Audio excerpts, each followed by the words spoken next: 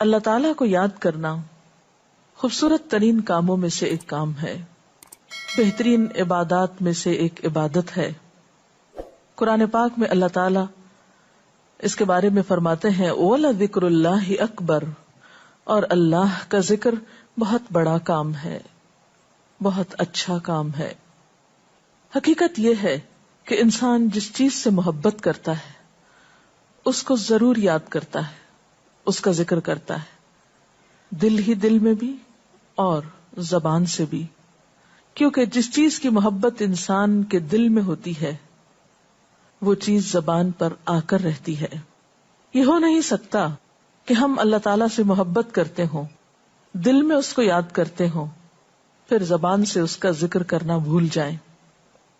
ذکر الہی تو بندہ مومن کی زندگی میں غیر محسوس طریقے سے شامل ہو جاتا ہے، اس کی اس طرح عادت ہو جاتی ہے کہ انسان اٹھتے بیٹھتے چلتے پھرتے تنہائی میں سب کے بیچ میں بیٹھ کر اپنے رب کو یاد کرتا رہتا ہے، دل ہی دل میں یا زیر لب وہ اپنے رب کو کسی حال میں بھی نہیں بھولتا۔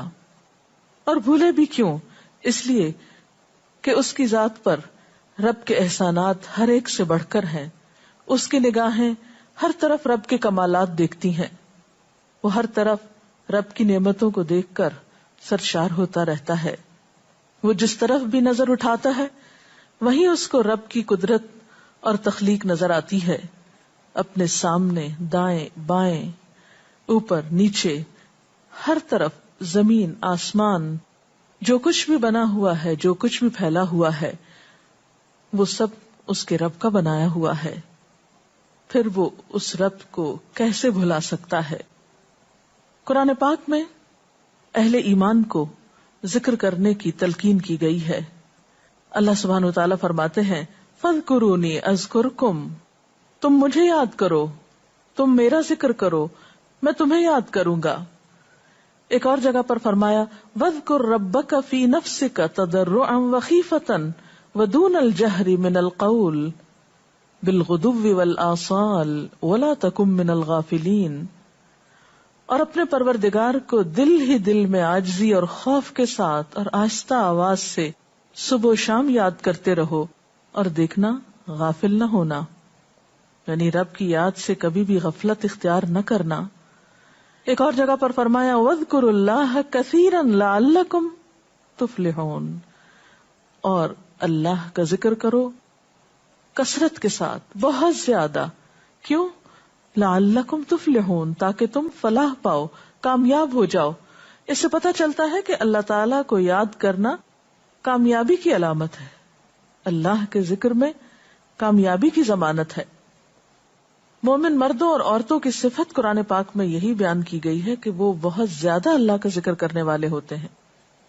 سورۃ الاحزاب میں آتا ہے وَالذَّاكِرِينَ اللَّهَ كَثِيرًا وَالذَّاكِرَاتِ، اور اللہ کا ذکر کرنے والے مرد اور اللہ کا ذکر کرنے والی عورتیں جو کثرت سے اللہ کا ذکر کرتی ہیں۔ کثیرن اعد اللہ لہم مغفرۃ واجرا عظیما، اللہ نے ان کے لیے بخشش اور بہت بڑے اجر کا وعدہ کر رکھا ہے۔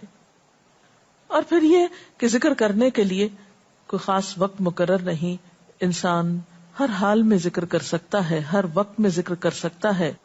نبی صلی اللہ علیہ وسلم کے بارے میں آتا ہے کان یذکر اللہ فی کل احیانہ، آپ ہر وقت میں، یعنی ہر قسم کے وقت میں، دن میں یا رات میں، صبح میں یا شام میں اللہ کا ذکر کیا کرتے تھے۔ حدیث پاک میں آتا ہے، حضرت ابو موسیٰ اشعری سے روایت ہے مثل الذی یذکر ربہ والذی لا یذکرہ مثل الحی والمیت، رواہ البخاری۔ آپ صلی اللہ علیہ وسلم نے فرمایا اس شخص کی مثال جو اپنے رب کا ذکر کرتا ہے زندہ انسان کی طرح ہے، اور اس کی مثال جو اپنے رب کا ذکر نہیں کرتا مردہ شخص کی طرح ہے۔ گویا ذکر کرنے والا اور نہ کرنے والا، ان دونوں کے درمیان اتنا ہی فرق ہے جتنا ایک زندہ اور مردہ انسان میں فرق ہوتا ہے۔ اور یہ فرق کتنا بڑا ہے، یعنی انسان تو وہی ہوتا ہے، لیکن زندہ انسان میں اور مردہ انسان میں زندگی اور موت کا فرق ہے۔ بالکل اسی طرح جو شخص اپنے رب کو یاد کرتا ہے، اس کا ذکر کرتا ہے، اس کے اندر ایک زندگی ہے، اس کے اندر ایک خاص خوشی ہوتی ہے، اطمینان ہوتا ہے.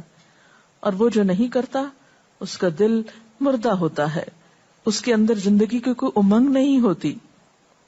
ایک اور حدیث میں آتا ہے، نبی صلی اللہ علیہ وسلم نے فرمایا، اللہ تعالیٰ فرماتا ہے میں اپنے بندے کے خیال کے مطابق ہوتا ہوں یا خیال کے ساتھ ہوتا ہوں.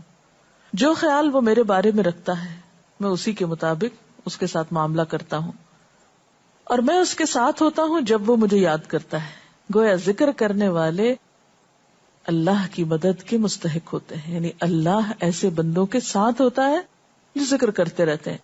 اگر وہ مجھ کو اپنے دل میں یاد کرتا ہے تو میں بھی اس کو اپنے دل میں یاد کرتا ہوں، اور اگر وہ مجھے کسی جماعت میں بیٹھ کے یعنی کسی گروپ میں یعنی پبلک میں بیٹھ کے یاد کرتا ہے تو میں اس کو اس سے بہتر جماعت میں یاد کرتا ہوں، یعنی فرشتوں کی جماعت میں یاد کرتا ہوں. تو گویا فاذکرونی اذکرکم، تم مجھے یاد رکھو میں تمہیں یاد رکھوں گا. تو جو شخص بھی یہ چاہتا ہو کہ اللہ تعالیٰ اس کو یاد رکھے، اس کی مشکل میں اس کی مدد کرے، تو اس کے لیے کیا ضروری ہے کہ پھر وہ ذکر کرتا رہے. اور ذکر تمام عبادات کو خوبصورت بناتا ہے. مثلا روزہ رکھنا ایک عبادت ہے، لیکن جس روزے میں ذکر الہی ہو اس کا اجر و ثواب کئی گنا بڑھ جائے گا.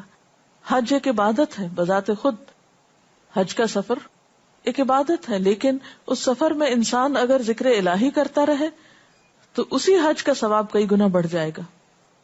اور نماز تو سراسر ہے ہی اللہ کی یاد کا نام. اقم الصلاۃ لذکری، نماز قائم کرو میری یاد کے لیے. اللہ کے ذکر کا بہترین طریقہ ہے.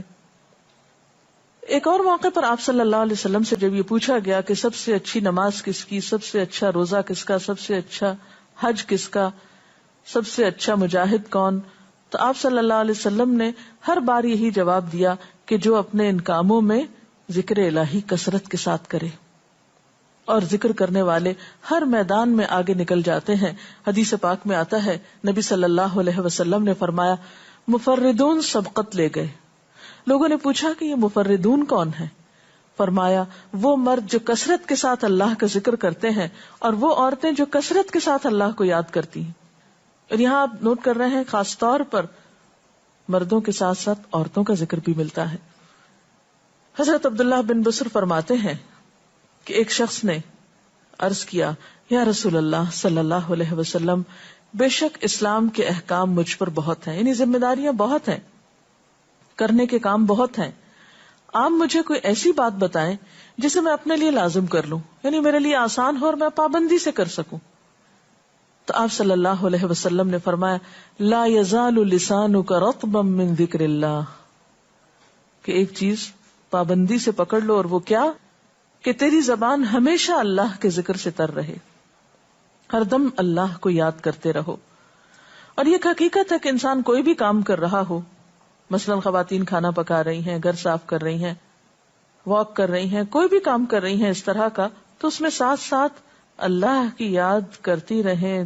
سبحان اللہ، الحمدللہ، اللہ اکبر، استغفر اللہ، لا الہ الا اللہ، ان اذکار کا ورد کرتے رہیں، تو اس میں کام بھی ہوتا رہے گا اور اس کے ساتھ ساتھ اللہ کی یاد بھی ہوتی رہے گی.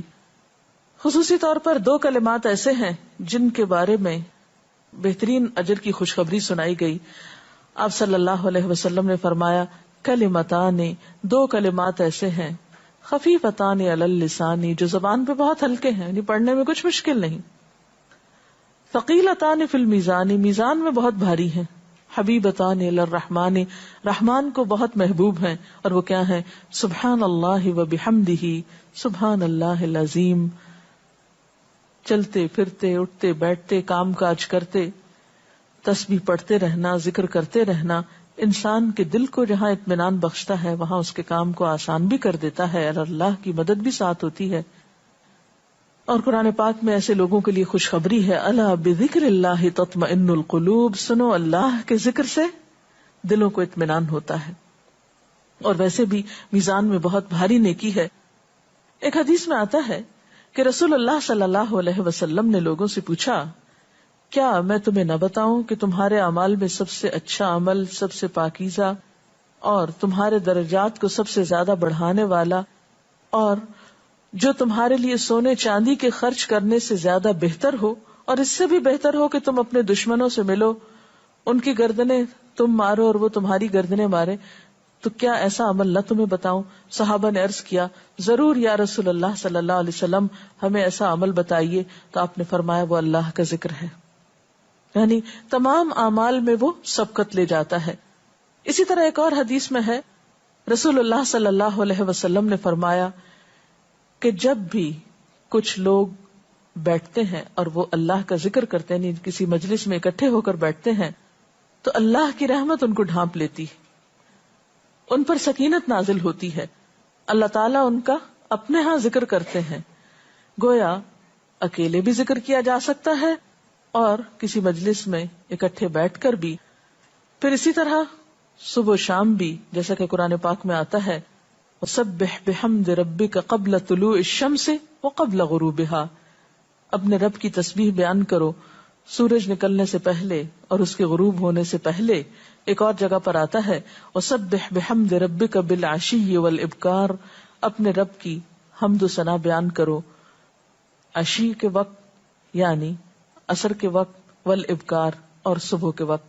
عشی کا لفظ جو ہے یہ زوال شمس سے غروب شمس کے درمیانی وقت کو کہتے ہیں.